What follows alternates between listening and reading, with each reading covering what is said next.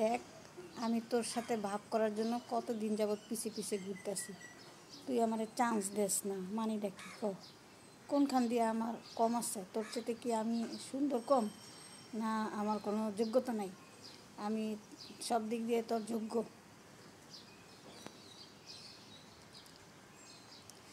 দেখ, আমি তোর পিছে পিছে ঘুরি কতদিন যাবৎ, তুই আমার পাত্তাই দেস না। ব্যাপার কি? হ্যাঁ, আমি ভদ্রলোক দেখে আমার সাথে এমন করস, আমাকে পাত্তা দেস না?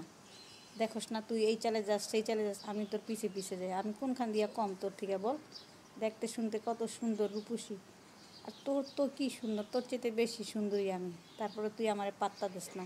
ব্যাপার কি? অন্য জায়গায় লাইন টেন মানুষ না তো? অন্য জায়গায় যদি লাইন টেন মানুষ তাহলে কিন্তু তোর খবর লয়ে এলো। আমার কাছে কিন্তু বোম আছে, তুই জানোস? আমার যে গ্যাং পার্টি আছে এই এলাকার সব বিড়াল আমার কাছে নত স্বীকার করে, আর তুই আমারে পাত্তাই দিস না। তোর রূপ যৌবনের এত বাহাদুরি কি লেগে?